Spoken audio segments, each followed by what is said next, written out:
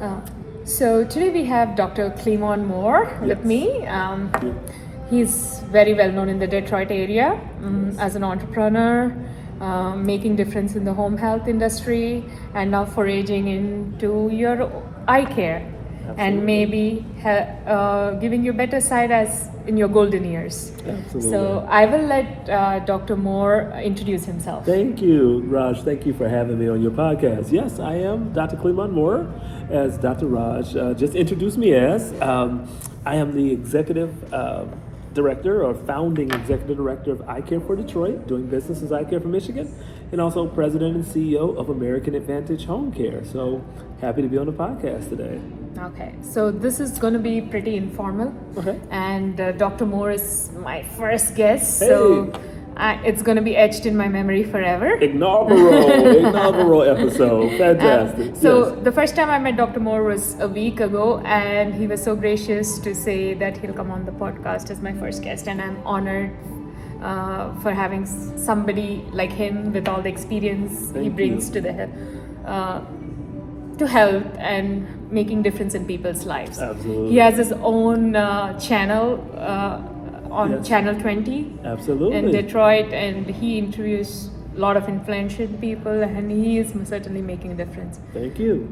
So Dr. Moore, I want you to talk about what you're passionate about right now. What are you doing that is engaging you 24/7? Okay, so 24/7, besides the Home Health Care Today show, which airs every Saturday morning on Channel 20, 10 a.m., I am heavily engaged in building health education and wellness in the community. So beyond the show, the services that we offer, skilled home healthcare services that include nursing, physical therapy, and occupational therapy, and social work, and certified nursing assistants. We also have eye care, where we do mobile optometry and mobile ophthalmology services, and we're doing business now as Eye Care for Michigan. So looking at how do we scale, how do we get to more communities around the state of Michigan to deliver vision. So when it comes to products, you could always deliver a product, but services and the healthcare delivery of healthcare service is still challenging. So that keeps me up at night, and then working on technology, the technology to integrate the platforms to ensure that we're helping as many folks as possible. Yeah, so I understand technology was your major. Yes, absolutely. And the reason you visioned yourself into eye care is because of what you faced as a child. Yes, I was born with congenital cataracts. So born with them. So congenital means you're born with, and they happen to progress over the years. Okay. So by age 20, I was legally blind. Wow. But there was a philanthropic group in the city of Detroit that funded my eye care surgery. So I promised my late mom that I would certainly pay it forward, and here we are. And I'm sure you're paying it forward in a huge way. Yes. Considering that blindness is one of the leading indicators of quality of life and how it affects your quality of life. Yep. And it progresses, and the fact that you are taking the services to the home, as you said, mobile optometry, and because a lot of people don't even have resources to find healthcare, go get a ride. True. They are way below the poverty line, and these are the people who the system misses. Totally. So it seems to me, Doc, that every industry offers a variety of access points. So if there's food, you have a drive-through window for food delivery. You have mobile delivery of food, whether it's Grubhub or any of those venues, traditional grocery stores and restaurants. Healthcare, on the other hand, doesn't always have ease of access, or it doesn't have the same multitude of modalities for people to get it. With food, for example, you could get a lot of education around food. Health and wellness education is a little more difficult to get to, for sure. So, do you think are we fundamentally, as a country, we put so much money into healthcare, like billions of dollars? Yes. But the output we get is not equivalent to even developing countries out there. True. So I think it's a matter of technological dualism. So we put a lot into traditional structures and the upkeep and the maintenance of traditional structures. But most of our innovation and our R&D comes from a lot of the smaller entities, some of the startup organizations, some of the research institutions, whether it's a college of medicine, whether it's a college of engineering and technology. A lot of it's done at the grassroots. Okay. And grassroots don't always get the attention and the focus to deliver their models. Okay. If you were to use the healthcare dollars differently, if you were given the power to dole out the healthcare dollars of country, sure. America, Yes. how would you dole it out? Where would you put it? I would put it in wellness and prevention. Okay. So let's identify what are the causes beyond heredity and genetics. But even with heredity and genetics, there are ways that we could modify outcomes, whether it's a healthier diet, whether it's exercise, whether it's just the simple knowledge and then the will to do better. So I would focus greatly there. I would look at, from a standpoint, regulation. I would regulate some of the food to a greater extent, right? The contents of the food, high fructose, corn syrup, sugar. I would really dive into that. I would look at the trans fats, right? And identify what products are making some organizations wealthy, but at the same time killing others. Whenever it comes to alcohol and substance abuse and all of those type of products that bring down the quality as well as the quantity of life, I would do a little regulation in that respect. So you mean maybe tax sugar more? I'm not sure. Tax it more, absolutely. So I would really look at a sugar tax for sure. Okay. Because it would turn into a matter of choice to an extent, right? So if I'm going to pay 5 times as much, 10 times as much for that donut, maybe I don't need it after all, right? So I would really hone in there and then start early in education. So we teach young children early how to read, how to write, etc. How can we teach people earlier about health, education, and wellness? Yeah, I mean, something that is practiced in Japan, I think they do their own chores in the school, they clean up. Maybe starting your own homegrown garden, like kitchen garden. Absolutely. Even all season. Yes. Involving kids with food from early age, like eat what they grow. Absolutely. And then I think we could do simulation. So a lot of young kids used to play a game called Sims. With Sims, they could simulate their clothing, they could simulate activities that they would be involved in. What if we started families out with healthcare simulation? You are at age 12. This is your weight. This is your habits. This is your zip code. These are some of the factors and challenges that you may have. Let's simulate your life or health outcomes in a number of scenarios contingent upon the choices that you make. And simulate in 10-year spurts. So from 12 to 22, from 22 to 32, 32 to 42. Because I think if people had the simulations to be able to see outcomes in advance, it may change the decisions that parents make. So we say, hey, frozen pizza is the way to go. It's quick, it's cheap, it's inexpensive. But over time, as a child's metabolism changes, as their propensity for diabetes or obesity increases, that pizza causes a problem. But at 12, eat all the pizza you want.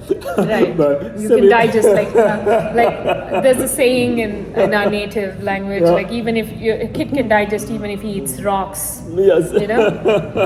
And you can eat anything that's fried, even a shoe. So I want to see simulations, and not just those AI filters that age me, that say, okay, what would Dr. Moore look like in 40 years when he turns age 90? Okay, that's great. But let's also put in some questions. If Dr. Moore walks up to 2 miles a day for the next 10 years or 15 years, if Dr. Moore doesn't smoke cigars, right? Or if he does, let's paint a picture for that as well. Yes. I mean, it's actually very interesting. I would actually invest on a game for kids. Yes. Where they can do lifestyle changes. Good. And probably look at what can happen in the future. Now that we have so much simulation and AI, Yes. I'm sure it will be as true to Yep.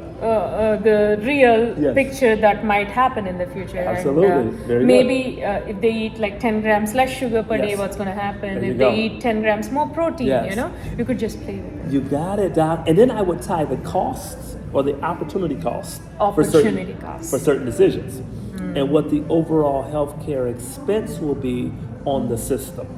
So, what is the economic forecast 20 years from now in the year 2046 or 2066, contingent upon a certain percentage of our society that is healthy versus a certain percentage that is not healthy. So I would really put some economics in there. And the workforce we're preparing. Okay.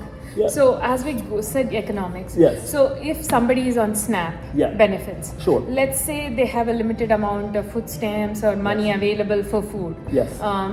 Can we as a society prepare a diet that doesn't include soda, that doesn't include donuts, Sure. and give it to a parent who Yes. wants to invest in their child's future? Yes, we should be able to do that. And I think from a corporate social responsibility standpoint, the Krogers of the world, the Albertsons, the Meyers, they often have a list for students when they go back to school. Here's the list of notebooks, here's the pencils, here's the glue sticks, here's the magic markers, etc.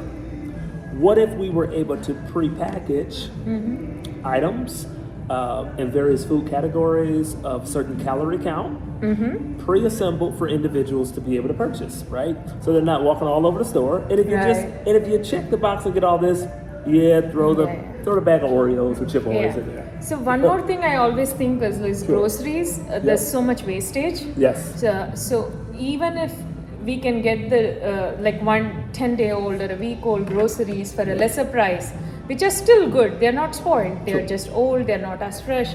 It's still better than having. And if you can get them discounted, major discounts, and make it available for economically challenged families. Absolutely, that works. That works because you would rather have good food that's a day old rather than bad food that is fresh out of the grease or fresh out of the with the frying best pan. taste. Even it's after a certain time. Yes. An adage one of my life coaches told me: use food for nutrition, not for entertainment. Amen. There you go. I love it. So I love as it. long as you are using it to aid nutrition and not always like stimulating your taste buds. Amen. Amen. Yes. Maybe, and I think if you develop this like any habits cultivated as a child below 6-7 years. Yes. They carry lifelong. So They I do. didn't eat meat as a child. So even today I can't eat It's meat. easier. Yeah. It's So much it's easier. like it's something habits that are cultivated young are gonna go a long way. So true. And it's never too late to start, Doc. I believe that if we just look at the next decision that's in front of us and make a better decision, each time we have an opportunity to make a decision, continue to try to make a good decision, I think we improve not only our health outcomes, but the health outcomes of those that follow in our path.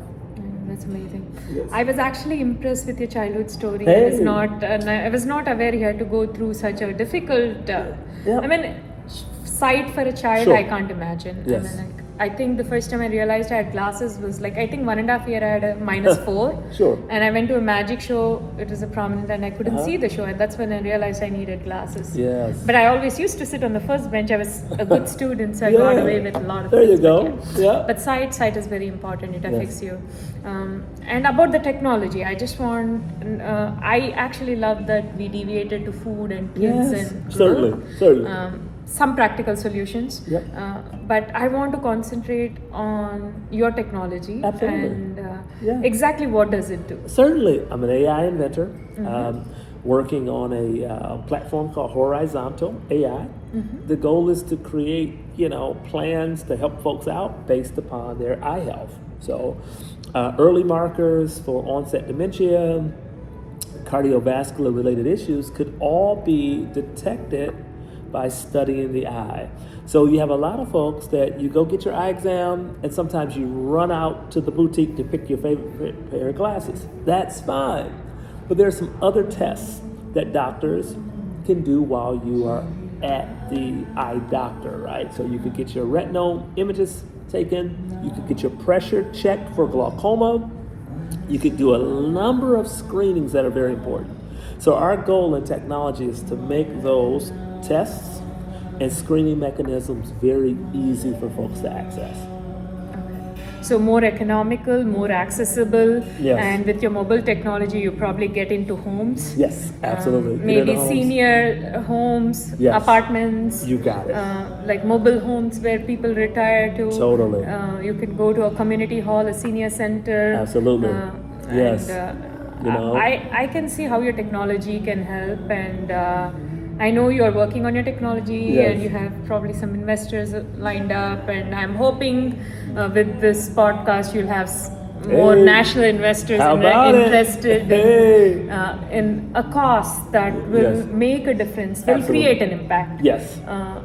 in people's life. Yes. Because I feel at the end of the day, you can't take anything from Earth but create an impact Totally. and make a difference in other people's lives. That And outlives you. all we are left with is a memory, True. and hopefully they are good memories. Amen to that. And you want it to outlive you, right? Yeah. So, and I think that's one of the things that scale does. When you're able to scale a business or scale a solution, whether you're writing a book, for those out there that are authors, right? Whether you are a musician, right, and you create music, or you design clothing, or anything that you actually design or develop. Including your kids, you design and develop them most days. Yeah, or you are living in an illusion that you are. They think they know everything. I have a teenager. I'm gonna watch that. Absolutely. They have the potential to certainly outlive you, for sure. Yeah, and outsmart you every Oh. time. Because I think every generation breeds a smarter generation. That's right. And with the teenagers, the only problem with the world is that they don't run it. If they ran the world, they wouldn't have any problems. Yeah, for them. For sure.